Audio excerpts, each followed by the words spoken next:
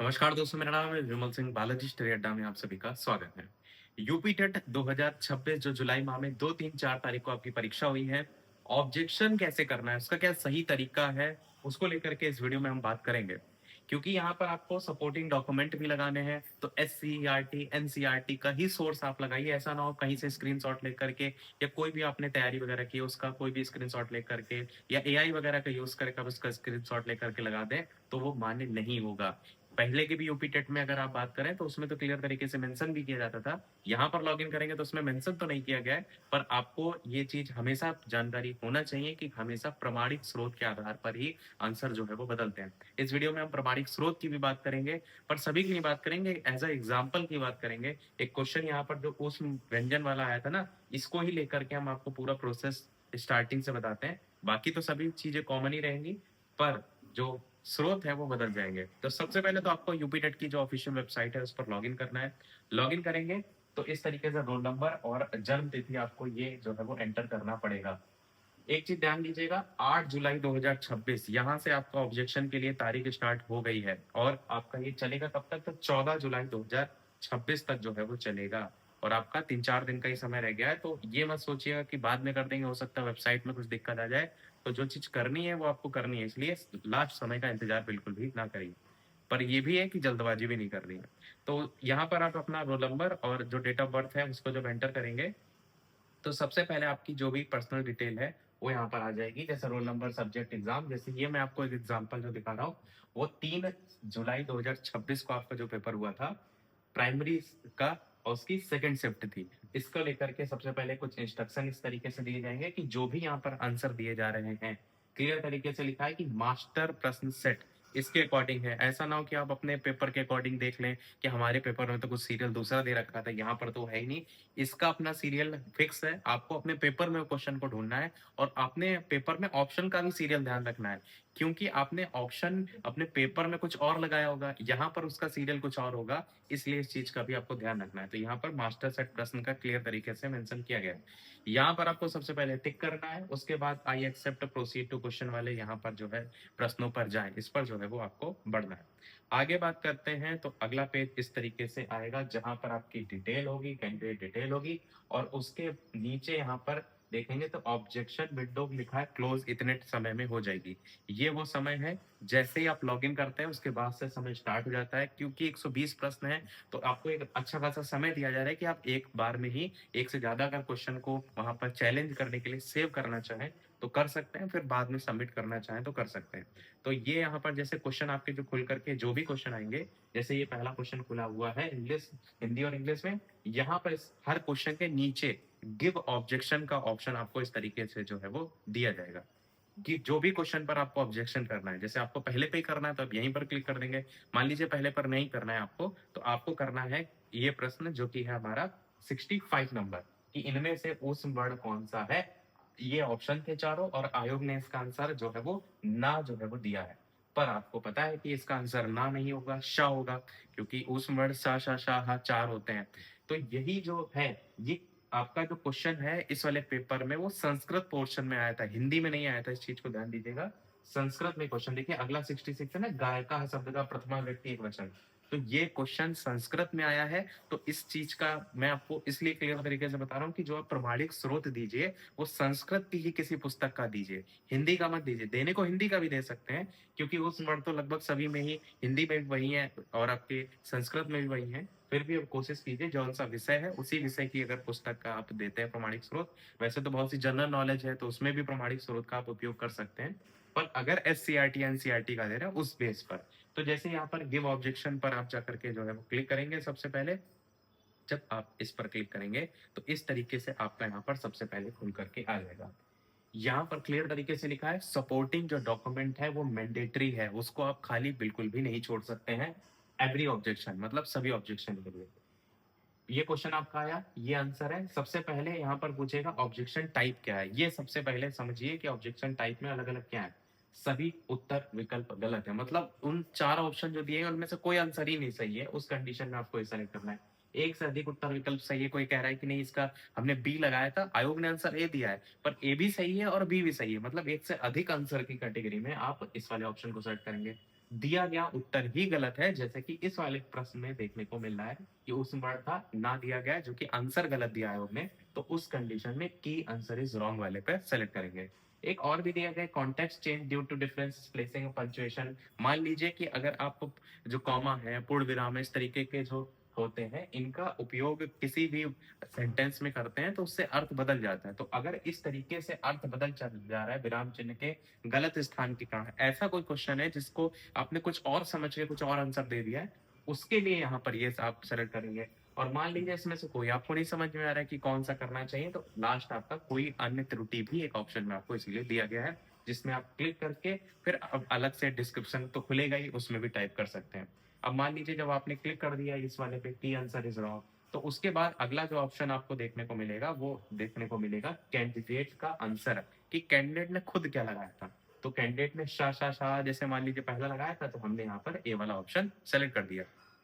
Objection description में क्या लिखेंगे? जो ये प्रश्न है इसी से रिलेटेड आप एक्सप्लेनेशन लिखेंगे। जैसे मैं आपको एग्जांपल दिखा रहा हूँ कि प्रश्न के अनुसार उस वर्ण शाह हा और हा होते हैं, विकल्पों में दिया गया शाह इस श्रेणी में आता है, इसलिए सही विकल्प आपका ए है, जबकि उत्तर कुंजी में गलत उत्तर बी जो है वो दिया गया है। ये बात आपको लिखनी है, मतलब उसी प्रश्न से संबंधित डिस्क्रिप्शन में।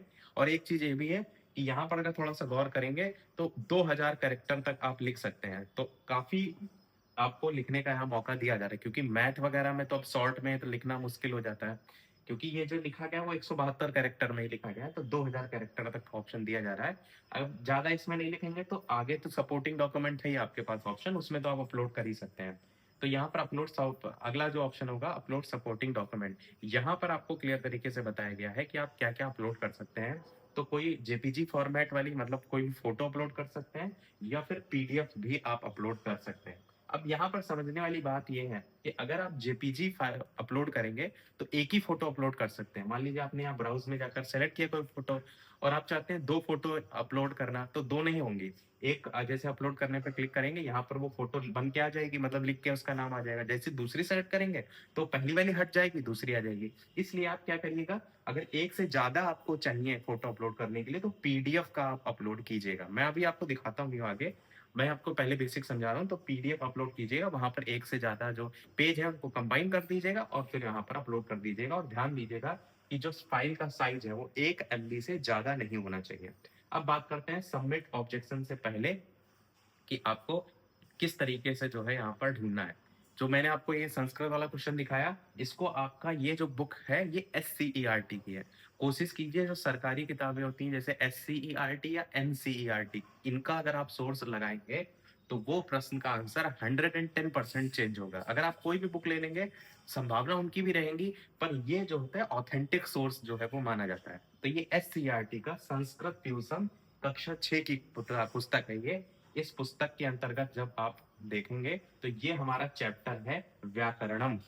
ध्यान दीजिएगा, जो टॉपिक है इसको आप चाहें तो ये हाईलाइट भी कर सकते हैं, आप चाहें तो नहीं भी हाईलाइट करिए, चाहे तो हाईलाइट कर देंगे तो उससे दूर से ही चीज दिखेंगी। हमारा चैप्टर है व्याकरणम, और व्याकरणम चैप्टर के अंतर्गत ही दूसरे पेज पर देखिए शाह ऊष्म वर्ण दिए गए हैं। बस ये तीनों पेज आपको यहाँ पर प्रूफ के तौर पर जो मैंने ऊपर दिखाया था ना, वहां पर लगा देना है। और यहाँ पर आप देखेंगे जब आप इस फाइल को अपलोड कर देंगे इस तरीके से, ये देखिए यहाँ पर हमने इस फाइल को तीनों पेज को एक में कंबाइन कर दिया।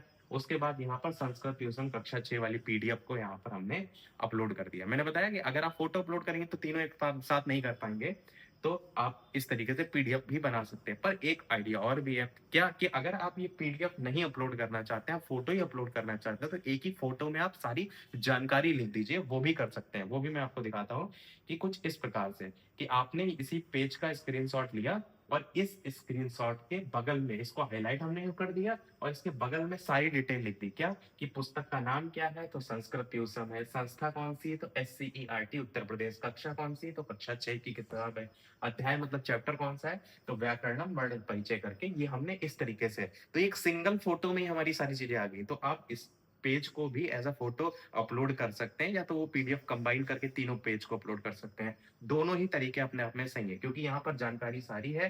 तो इस तरीके से आयोग अपना खुद से भी उस चीज को चेक कर सकता है और पीडीएफ भी अपलोड कर सकते हैं। तो ये चीज आपको उम्मीद है समझ में आ गई होगी।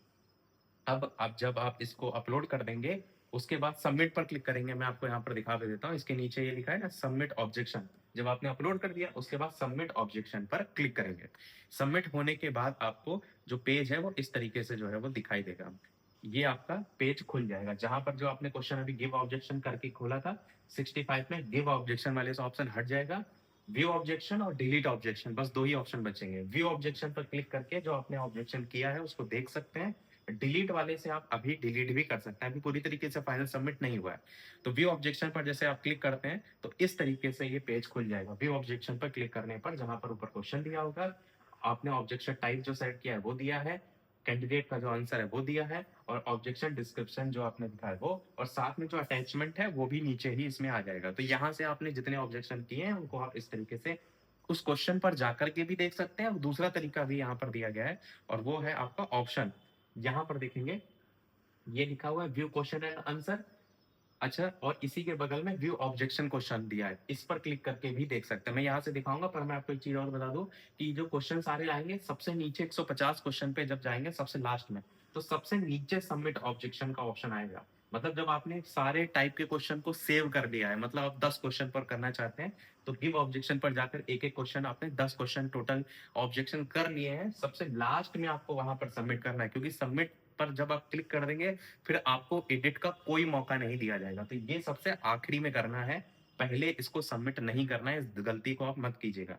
तो ये जो गिव ऑब्जेक्शन है मैं आपको दिखा देता हूँ। आप यहाँ वाले ऑप्शन से व्यू ऑब्जेक्शन जो ऑब्जेक्टेड क्वेश्चन है, क्योंकि एक एक क्वेश्चन पर जो जाकर के देखना पॉसिबल नहीं है, तो आप सीधे यहाँ से इस पर क्लिक कर देंगे, व्यू ऑब्जेक्टेड क्वेश्चन। यहाँ से आप इस तरीके से पेज जो आपने ऑब्जेक्शन कर रखा होगा, जैसे 65 नंबर का रखा है वो दिखा देगा, उसकी डिटेल दिखा देगा। ऐसे अगला क्वेश्चन होगा तो उसका डिटेल नीचे दिखा देगा। तो इस तरीके से एक साथ सारे क्वेश्चन भी आप जो है वो देख सकते हो। यहाँ पर देखिए लिख करके भी आएगा कि आपने ऑब्जेक्शन रेज्ड कितने क्वेश्चन में किया है, तो एक में किया है, क्योंकि मैंने अभी आपको एक करके दिखाया। अगर मान लीजिए 2 में किया होता, 2 लिख करके आता। तो इस तरीके से देख सकते हैं। और सबमिट मैंने बताया कि आपको सबमिट तभी करना है, मैं आपको वो पेज भी दिखा देता हूँ। जब आप सबमिट करेंगे तो किस तरीके से चीजें आपकी आएंगी, ताकि किसी प्रकार के आप गलती जो है वो ना करें। यहाँ पर देखिए, जब आप सारी चीज़ों को सबमिट करेंगे तो इस तरीके से एडिट और फाइनल सबमिट का आपको ऑप्शन दिया जाएगा। एडिट और फाइनल सबमिट बटन आपत्ति पैनल के ऊपर और नीचे दोनों तरफ होगा। अपनी आपत्तियों को संशोधित करने या उन्हें अंतिम रूप देने के लिए आप किसी बटन का यूज़ कर सकते हैं। और जो बॉटम व्यू है इस तरीके से फाइनल सबमिशन के लिए आएगा। ये जो फाइनल सबमिशन वाला स्क्रीनशॉट देख रहे हैं, ये तब आएगा जब आप पूरी तरीके से सारे 10 क्वेश्चन या 12 क्वेश्चन को अलग-अलग ऑब्जेक्शन कर चुके होंगे। जब आप फाइनल सबमिट करेंगे, वहाँ पर देखिए लिखा है कैंसल करें या सबमिट करें। अगर मान लीजिए फाइनल सबमिट पर क्लिक कर देंगे तो उसके बाद प्रश्नों को अंतिम रूप देने के लिए हाँ सबमिट करें पर क्लिक करेंगे। एक बार सबमिट करने के बाद अपनी शिकायतों को केवल आप देख सकेंगे, उनमें कोई भी सुधार करना संभव नहीं होगा। वापस जाने और अपनी शिकायतों में सुधार करने के लिए आपको नहीं पर क्लिक करना होगा। तो ये चीज आपको यहाँ पर लास्ट में इस तरीके से जितने भी आपने ऑब्जेक्शन किए हैं क्वेश्चन, वो उसकी डिटेल यहाँ पर खुल के आ जाएगी। और यहाँ पर इस तरीके से सबसे लास्ट में विवरण भी है कि टॉप पर आपको आपत्ति दर्ज किए गए प्रश्न नामक एक बटन दिखेगा, आपको चुनौती दिए गए प्रश्नों को देखने के लिए आप उस पर क्लिक कर सकते हैं, जो मैंने आपको साइड में दिखाया। और लास्ट में इस तरीके से पेज खुल जाएगा कि you have successfully submitted your objection, editing and deletion are not disabled. मतलब जब आपने पूरी तरीके से फाइनल सबमिट कर दिया होगा, तब आप केवल ऑब्जेक्शन को देख सकते हैं, एडिट नहीं कर सकते हैं। इसीलिए सबमिट करने से पहले जो फाइनल सबमिट वाला है, केवल सेव करना अलग चीज है, फाइनल सबमिट करने से पहले आपको ध्यान देना है। तो उम्मीद है इसमें आपको किसी प्रकार की दिक्कत नहीं आएगी। बाकी जो ऑब्जेक्शन की हमने मतलब जो सोर्स की बात की, जैसे कि हमने संस्कृत ट्यूशन वाली, इस तरीके के सोर्स आप लोग भी कमेंट में जिसके पास जो सोर्स हो इसी कमेंट में लिख दीजिएगा, ताकि आपके माध्यम से बाकी लोगों को भी ऑब्जेक्शन करने के लिए वो सोर्स मिल सके। क्योंकि अकेले तो एक व्यक्ति का ढूंढने का बस का नहीं, किसी ने ऑलरेडी अब तक कर भी दिया होगा आवेदन इसी ऑब्जेक्शन को लेकर। तो आपके पास जो भी सोर्स हो, लिखने का तरीका थोड़ा सा ध्यान दीजिएगा। आपका कौन सी डेट को एग्जाम था वो, शिफ्ट कौन सी थी वो, क्वेश्चन नंबर मास्टर के अकॉर्डिंग कौन सा था वो, और उसका क्वेश्चन का थोड़ा सा भाग भी लिख करके उसके बाद उसका सोर्स क्या है, जैसे एनसीईआरटी है, एससीईआरटी है। तो आपके कमेंट से बाकी लोग भी ज्यादा से ज्यादा उस प्रश्न पर ऑब्जेक्शन कर सकेंगे।